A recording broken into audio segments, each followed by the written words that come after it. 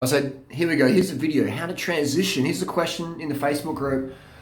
Harley, when did you transition from 100% raw to cooked, to raw and cooked, aka raw till four?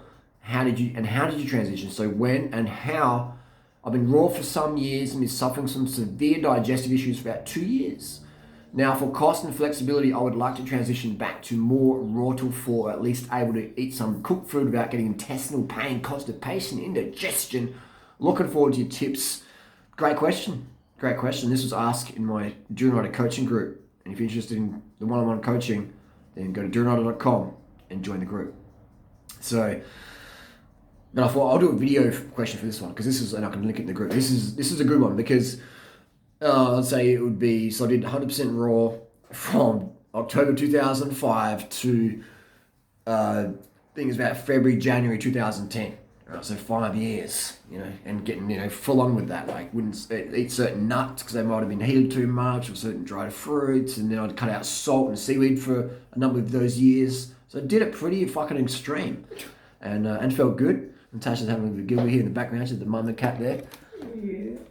So Schnitzel's there, baby Schnitzel. Schnitzy's sleeping. Baby Schnitzy's sleeping. So it's like, and it was good. I definitely glad I did that.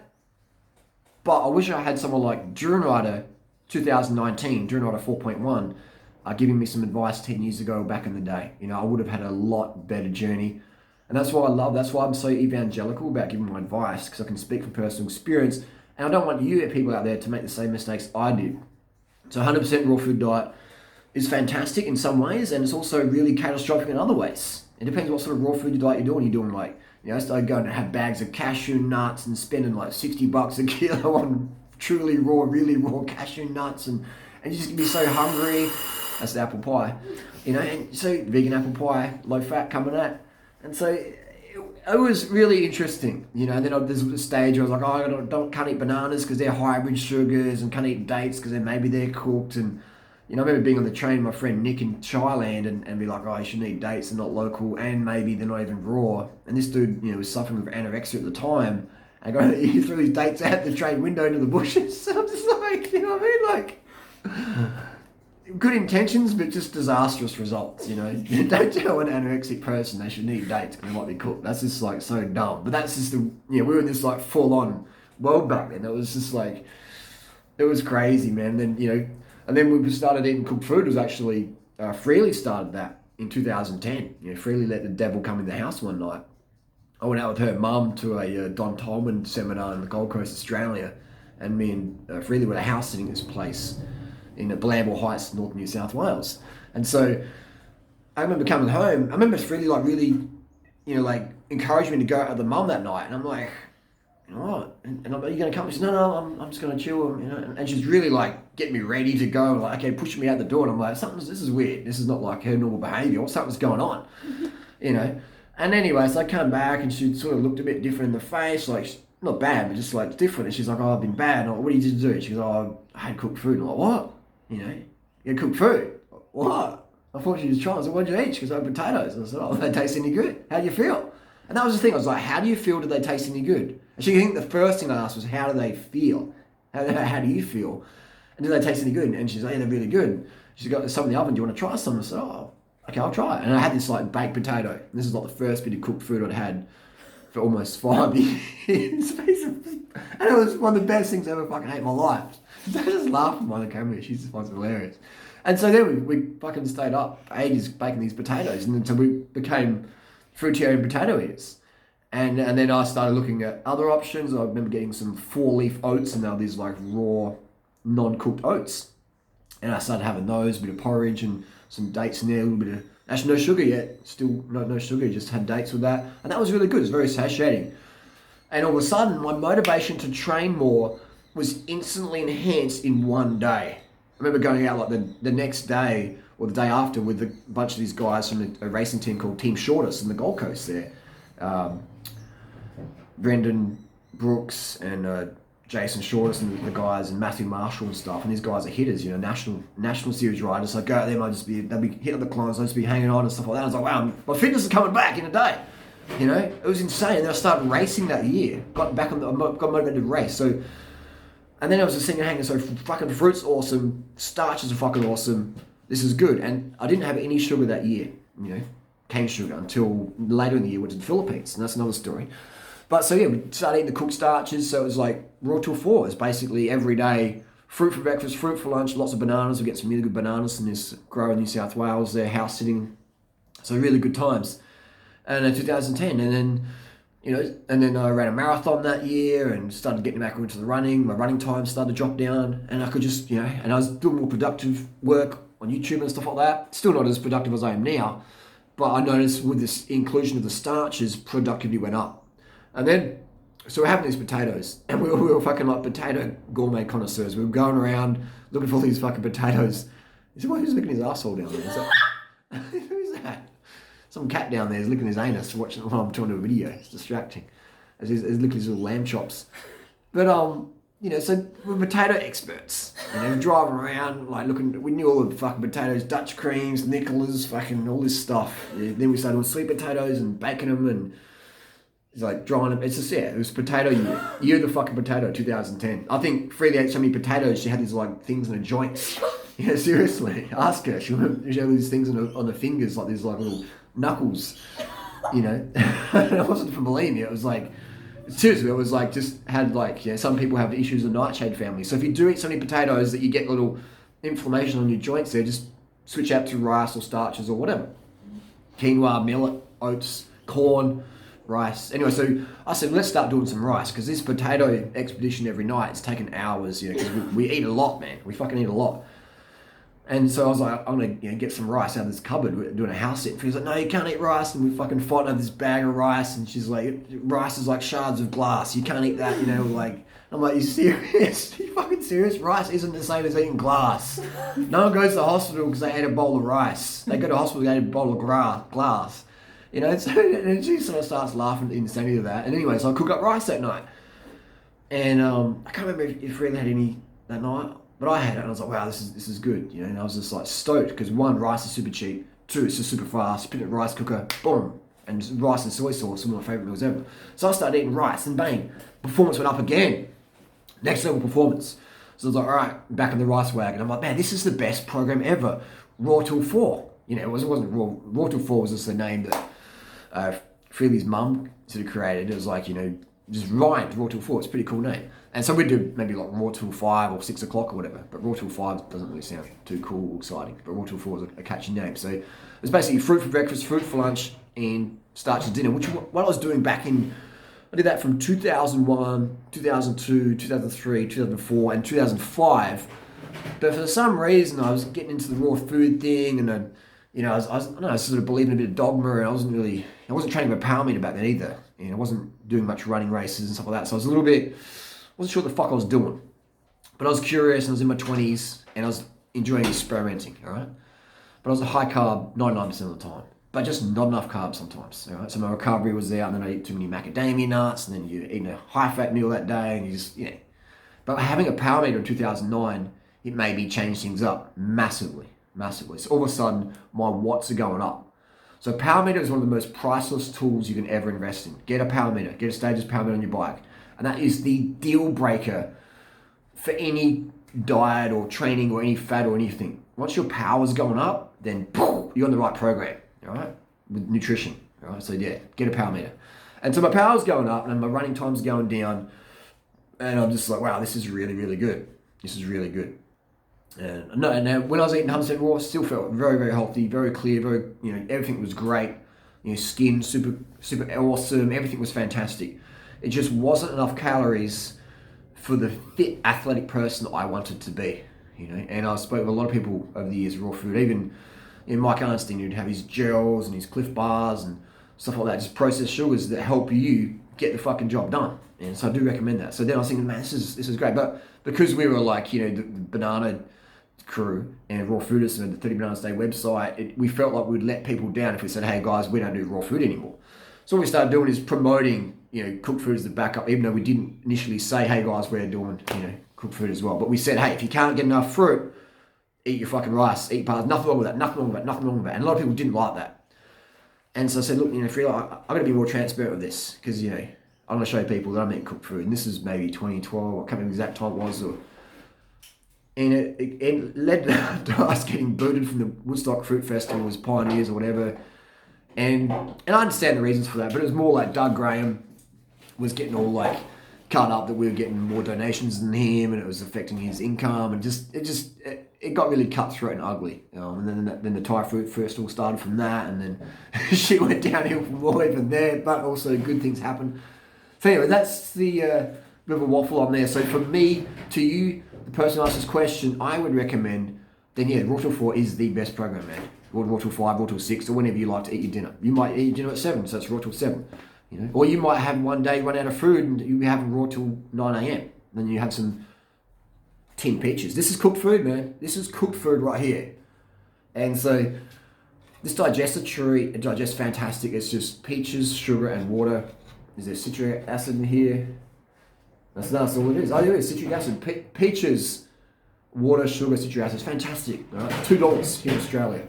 Here in Australia, we're at the start of winter. It's very cold. And so I love having my fruit meal. And it's actually, what time is it? It's 5 o'clock. All right. So I'm raw till 5 today. And so, you know, I love my fruits. You were eating lollies all day. Lollies are raw. I've got these vegan lollies. She's always calling me out. I've got these vegan lollies. I'm selling those as well. Go to durianrider.com. So I'm a sugar daddy officially now. Financial sugar daddy. And so I was eating lollies all day. Which is, again, just sugars and water. So I'm going to have my sweets. You know, I'm not going to have any savoury until I'm done with sweets. Once I'm like, oh, no more sweets, then I'm good to go. You know, so... yeah, fruit. Had mandarins this morning, had some kiwi fruit, things like that. Didn't have any ripe bananas, no ripe bananas left. So it's just all about giving people the absolutely fucking best plan out there. I'm not going to look in the camera and tell you, oh, don't eat cooked food, it's bad, but I'll be like, because not all cooked food is the fucking same, man. You know, this is fruit. You got cooked fruit, you got cooked rice, you got cooked potatoes, you got cooked bananas. Cooked plant foods are perfectly fine. If you find they don't work for you for some reason, maybe you've got a bit of gluten intolerance, like I sort of have a little bit, especially when we've got 5 cats running around, right? I've got 5 cats. There's 2 just over here. There's 1 there. There's 1 up there. Natasha's 1 as well. There's 6 cats in this house. And so I find my breathing, you know, I had a lifelong cat allergy. Horrendous. Even in January, February, March. I had my worst year ever for fitness until I worked out to deal with my cat allergy, cut back my gluten, increased vitamin C tablets, and took some echinacea as well. And that just really, really got things, you know, on tap. Then I had a good April fitness. So if you do find that you cook food, it causes breathing issues, and some people, it's probably the gluten. It's probably the protein. And you're probably like me, you're one of these people who run better on less protein. So I find that rice is my go-to food, and corn. The 4 most powerful foods that you can ever eat as a human. Sugar, refined table cane sugar. Right, I don't have any sugar on me right here. It's on the There we go. Yeah, that's that. This is what we're talking about. Sugar. This is proximity. Sugar. Next would be bananas. Fruit. But I'd say bananas is just the ultimate. Potassium. Yeah, banana. Something about a ripe banana, so soothing on digestion. Sugar, so soothing on digestion. Bananas, sugar, water. Oh my god, that's fantastic. Make sure they're ripe bananas, nice and spotty. Another one would be corn. Corn is the fuel of many lean cultures. The Kenyans, man. The Kenyans run on corn. They call it cornmeal, corn grits, refined corn powder, whatever you want to call it. They call it ugali. U-G-A-L-I, ugali. And that is what all the lean... If you go over to Kenya and you pick out the hottest chick on the street, hottest 20-year-old, 40-year-old woman on the street, and you say, what have you been eating every day the last 20, 40 years? She'll say ugali. If you go on the street and pick up the hottest, leanest dude, fastest marathoner guy, and say, what do you eat for the last 20, 40 years? Ugali. This is what they live on. This is their staple. All right? So you live on corn, rice, sugar, bananas. That is boom. Uganda, they live on cooked bananas there. All right? So yeah, corn, sugar, rice. Rice, the Asians live on rice. You get the leanest, fucking fittest looking female, male specimen in Asia. Lean, not steroids and shit, like naturally lean. Rice, all right? So if you combine those things, rice, corn, sugar, bananas, you're good to go. You know, you're good to go. And I find that with all the lean Asians and Africans I've known, they do eat a lot of sugar as well. You know, put the sugar in the rice, sugar in the corn, sugar in their water, tea, whatever. That's a big difference. I need to drink something. My throat's getting a bit dry talking so much. Ah, sugar. And it feels great not to have to restrict and stuff like that. So let's talk about, you had some intestinal pain, constipation. Constipation on a raw food diet, constipation on a raw till 4, that's really, really unusual. There could be stress going on there. Because when you're stressed, you'll tighten, you're freaking out. All right, so corn, sugar, rice, bananas doesn't make anyone dehydrated. All right, and drink water, man. Drink water. All right, drink water. So I should say that these things don't make you constipated. Did I say dehydrated? Drink enough water so you're pissing clear every 2 to 3 hours before meals. I know that a big one that Freely lost a lot of weight and got a really flat stomach is she would drink a litre of water before meals, and she'd religiously drink a litre of water at night time. She'd lay in bed and have like this silver bottle and just fucking glug it every single fucking night. She did that, I think it was like 2011 or 2012. She started doing that till 2016. She probably still does it today. Right? That was one of the secrets. Get up, piss. She used to piss in a bucket. So she fucking knocked the bucket over on the carpet, But again, Figsy would piss on TMI. But I'm just saying that you gotta hydrate up. And a lot of people, I don't want to go to the toilet. And it's like, well, do you want a body, flat stomach, and feel great and have natural energy, or do you want to be dehydrated and constipated and feel shitty? All right. So drink at least 3 to 4 liters of water a day. Even in winter, just drink enough so you piss and clear. And if I don't get up at night to pee, I know that my blood volume's not at peak. And so I know the next day I can be efficient and effective, but I won't be like, bam, Godzilla style stuff. So that's a huge one, is drink. So if you're constipated, you're just dehydrated. If you're a vegan, you're constipated. It could be on some medications as well. A lot of medications cause constipation, but dehydration for sure. And I like to wear minimal clothing. Like it's first day of winter, I'm wearing a long sleeve cotton shirt here, and I was just trolling with this McDonald's shirt on. But I like to wear minimal clothing. You can get secondhand down jacket if you want. That can be handy as well. I don't recommend buying brand new because then you give money to the industry, but secondhand stuff as well. Secondhand wool. I think that's a controversial topic as well, but wear minimal clothing all the time. Enough to protect your skin from the sun rather, and also to stay warm and comfortable. And wear layers. Wear layers. But you want to feel light as well. If you've got really heavy shit on your body, you're still a bit like clam down. So I'd say lightweight, warm, functional clothing. There's many ways to do that ethically, environmentally, sustainably, without anything going on there. So that's the hydration one, and intestinal pain. Again, hydration. And you want to squat on the toilet. That's a huge one. If you want to, here's the thing. Flat stomach goes hand in hand with squat on the toilet. If you want a flat stomach, women and guys, squat on the toilet and make sure the toilet's not cracked. Some toilets got a crack in them. Don't just like fucking stomp on the toilet, crack it. There's some nasty injuries out there. If your toilet fails, that can be fucking fatal. So step gently on the toilet, don't slip and kill yourself, just boom, boom, squat. Why does that work? Because it gives a better evacuation of the bowels. Look on the anatomy chart. So whenever you sit, things are kinked up. So you want to squat on that toilet, squat on the crown, porcelain throne, and just boom, release. I've been doing that since 2001. And I remember Freely was saying, I feel bloated, blah, blah, blah. And I'd be like, you gotta squat. She's like, no, squat. And I'd do it. And I used to fucking bang on the toilet door. You squatting? I mean, open the door. She's like, get the fuck out of here. Like, seriously, squat. Squat, girls and guys out there. Like, oh, that's gross. That's dumb. I don't do that. Okay, then. Don't get the results that you want because you're scared of doing something that's different. And so fucking basic. All right, so, but yeah, that is where it's at. And here's the thing. I keep bringing it up Freely and stuff like that because I understand that a lot of these women out there and guys and stuff like that, they want to be slim, and everyone does. I want to look fit. I don't want to look fat and sloppy and chubby and look like I've just eaten a fucking KFC bucket. I want to be lean, and I like running fast for my age and abilities and all that stuff. I like being lean. And Natasha likes looking smoking hot and gorgeous, and so do most of my viewers out there. And so people go, they want to change their diet. And people want to feel good. We want to look good. We want to feel good. And the third one is you want to perform good as well. So what's the point of like looking good and feeling good if you can't actually perform good?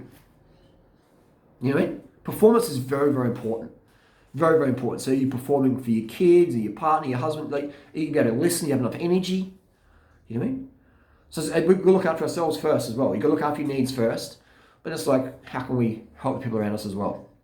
So I find that adding in starches, sugars, it just helps get enough carbohydrate, calories in so you can perform in all areas. And a lot of people out there can't perform. They can't perform. It's easy to look good. It's easy to lose weight and stay lean. A bit harder to maintain that. But then to feel good on top of that, we're getting really rare people now.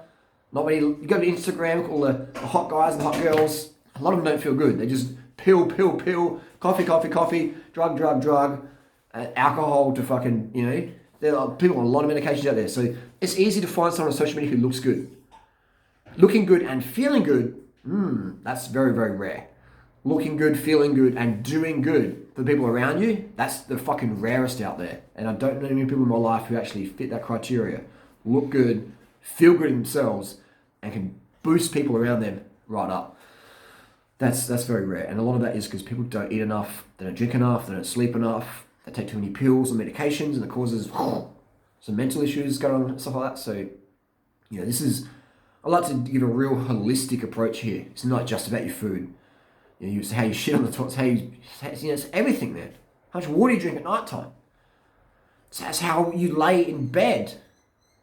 Do you have an eye mask on? I recommend get those Mindfold eye masks. They're really good. Mike Arnstein gave me one of those in 2011, I think it was. And I was like, I don't want that, you know. He goes, try it out. I was like, all right. I respect Mike. He's got some great tips. And but it's an eye mask. I was like, holy shit, this is a game changer. Mindfold eye mask. It's confident there. I've had so many of these eye masks. People stay at my house, they steal my eye mask. Seriously. I go tell me, try one of these. Now, I don't give them out to people anymore because I don't give them fucking back, you know. I don't know when Natasha, where's my eye mask? She's like, I don't know. It's like, I think fucking Schnitzel stole it.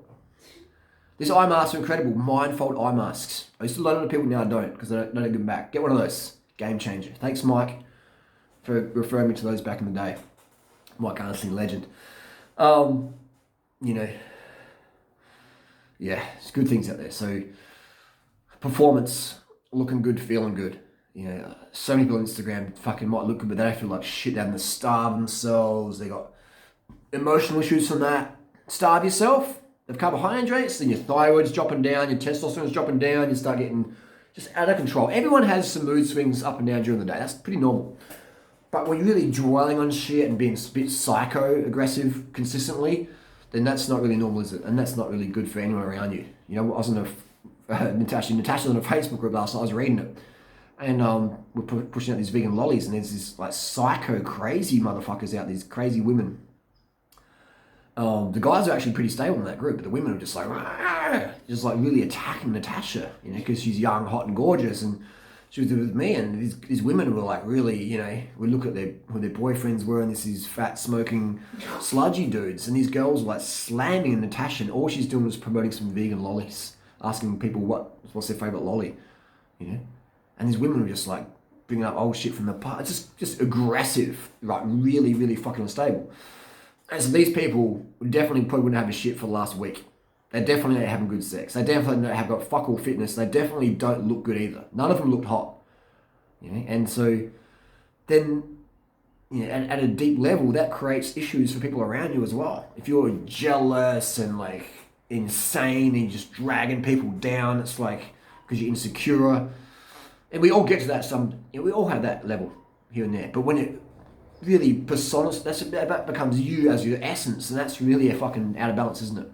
You know, everybody's got their little bad sides and things we can work on. Everyone does. I have, you have, everyone does. But it's when it becomes really pernicious and fucked up and twisted, that's when we go, hey, I need some more sleep, water, sugar. I need some more bananas, rice, corn, sugar in my life. So there you go. Hopefully that answers your questions there. And because hey man, life's short.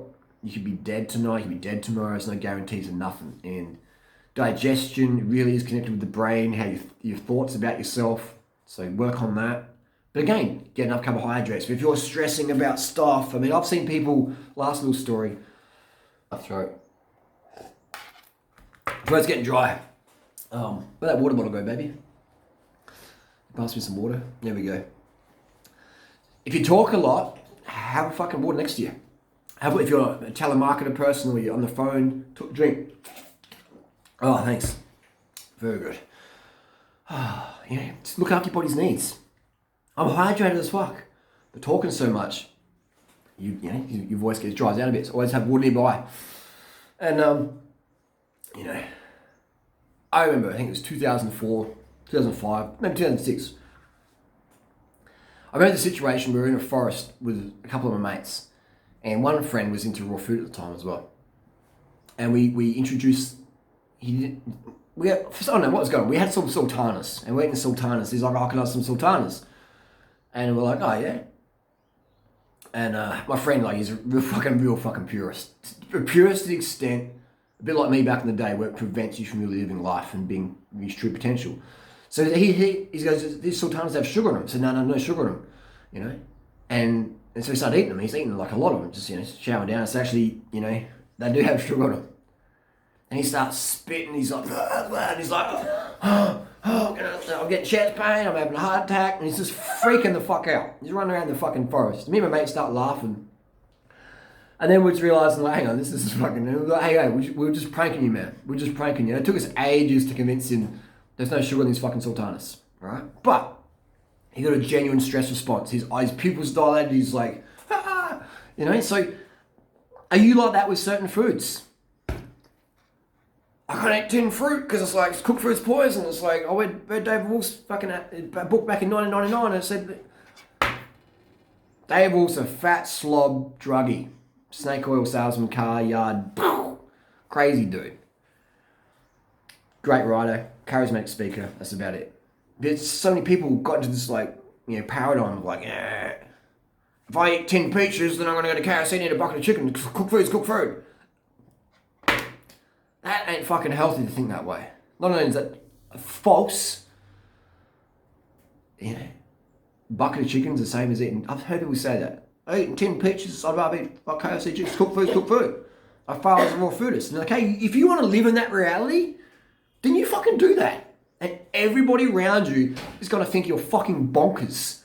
Because that is a bonkers reality to live in, alright? But if you want to live in that reality, your life, your choice, you can do that. I ain't going to do that. I'm going to live in a carved up reality. What's fucking pragmatic? Okay, I need plants. I don't need any animal products. I need plants to live, thrive, and it's good for me, it's good for the animals, good for the planet. What are the best plants to eat? Carbohydrate-based plants. What plants help my muscle recovery, my brain function? High carbohydrate plants. Corn, rice, sugar, bananas, fruits, things like that. Do I need fiber? Yes. Do I need sugar? Yes. Does every cell in the human body run on glucose and fructose? Yes. Does some fruit not have enough glucose and fructose because it's picked too green? Yes. Is a diet high in fruit good? Yes. Is eating starch 3 times a day better than fruit? I believe not. Is having fruit for breakfast cleansing and feels really light, gets things going? Yes. Do people eat starch for breakfast? Generally have to have caffeine to go through the day? Yes. Do people have caffeine every day, get a little bit... Some of them? Yes. Does having fruit for breakfast and lunch make you feel really light? Having starch for dinner really just like chill you down? Is it a great template? They're going to give you incredible results every fucking time? Yes. Is having starch for breakfast because you don't have enough fruit an issue now and then? No. Would I recommend every day? No. Try it for yourself. Try it for yourself, man. Do raw till 4, fruit for breakfast, fruit for lunch. Just, if anything, do fruit for breakfast, people. All right? Do fruit for breakfast. Tin fruit is a great one. Have it on hand. It's great if you're driving in the truck or just around town or whatever. Your courier, boom, tin fruit's fantastic. It's quite low in calories though, so might add some sugar or have double tins. So yeah, but never undereat carbohydrate. And do your best. Stay hydrated. And just, let your body experiment with stuff. And, or just fucking do it, man. Save time, money, save money, do it. If you got a power meter though, that's really good because you've got to see improvements right there and then. If you have any comments or questions, hit us up down below. If you want more information, check out durianrider.com. If you like this video, give it a thumbs up. Give it a share maybe. Give it a subscribe. If you don't share it. Give it a thumbs down. Unsubscribe. Leave a comment down below. We'll see you next video.